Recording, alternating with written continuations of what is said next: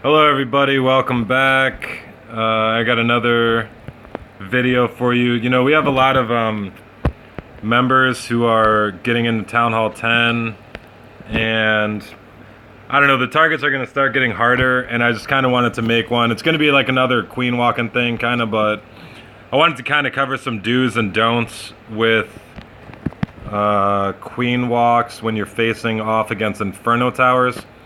For those who don't know, you know, Inferno towers, they could be set to single or multi-target. Actually, I'll just use this base as an example.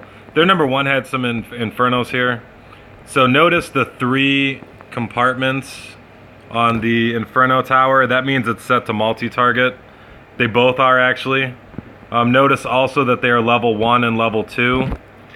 So I don't mean to put Jake out here. I'm gonna kind of use his attack as to illustrate kind of like some of the dangers of facing off against these things. You know, as you can see, it's not a good base, really, but they have these Infernos, and they will totally screw your attack up if you don't deal with them well. So again, we're looking at the troop draw. Now I will say this. You know, this would have been an awesome place to start against the regular Town Hall 9. There's a couple things I wanted to note as the attack progresses a little bit. Alright, so he's queen walking. He broke in here, which is gonna put the queen in contact with the Inferno tower.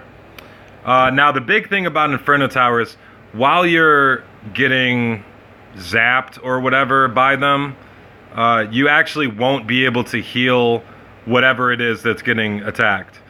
I think it can lock up to like 5 targets or something like that, but either way, your healers aren't going to have an effect on your queen. You can't drop a heal spell. It's not going to do anything. So I kind of wanted to kind of watch this. Now, oh man, I went too fast. So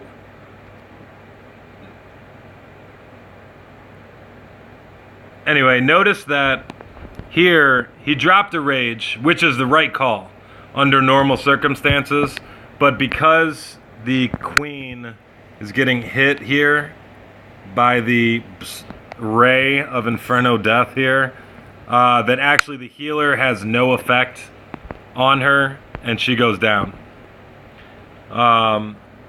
You know, it was a good effort. You know, like I said, I didn't want to put Jake out there.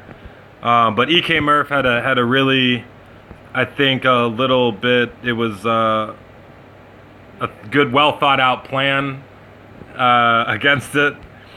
So when you're dealing with Inferno towers, alright, so this kind of is going to be a little different than the last video.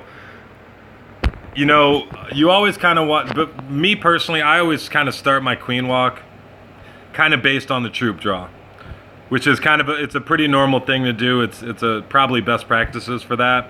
However, when dealing with these Inferno towers, you only want to engage 1 Inferno tower at a time. You don't want to be in a situation where you're creating a funnel and you're going in here or even really here, so that you'll be getting actually hit by both of them at once. So not only do you need to think about your troop draw, but also how you're going to build a funnel. And an ideal situation for this attack would be to clear out all this, clear out all that, and send your Valks straight up the middle. Important to note, jump spells. And you guys, I know some people are using jump spells, some are not. They can be very useful, not just in bypassing enemy wall, but also actually funneling your troops in. Another thing to keep in mind when attacking Town Hall 10s, sometimes you're going to need to stretch your queen walk a little bit longer, because if we're going to draw these troops out here with this radius, we're really at this point looking at this wizard tower going down and sending the hog here, which is actually what Ekmurf did. So that's kind of wanted to go over this. I'll speed it up a bit, but So she drops her queen and immediately wall breaks in. And we'll speed it up. Queen's gonna go ahead and start walking into the base.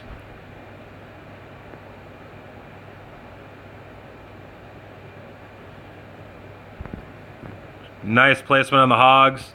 This is nothing new here. Cascading poison spells, taking the enemy troops out.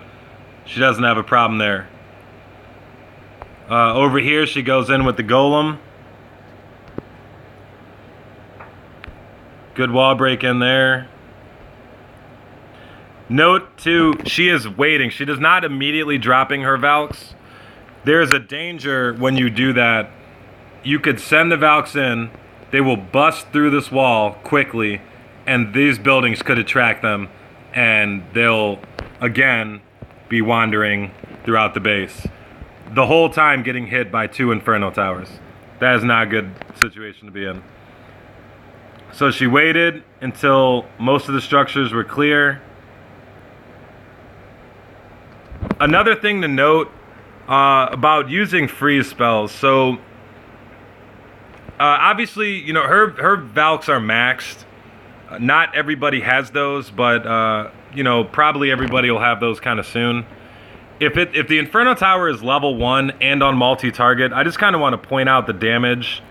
It's not really even hurting them, really. The biggest danger of the Inferno Tower is actually that you can't heal your troops under it. It's not really that, you know, it's gonna cause a lot of damage to your troops or anything like that. And Valks are actually pretty sturdy. They'll hold up to some damage. So basically, she did exactly what, you know, we were talking about. She cleared out. Well, let me get out of here. She cleared out all of this, cleared out all of that, got the troops out, sent the Valks straight up the middle with a well-placed jump spell to keep them moving forward and knocking out the other Inferno Tower. You want to get to those Inferno Towers as quickly as you can. And that's it.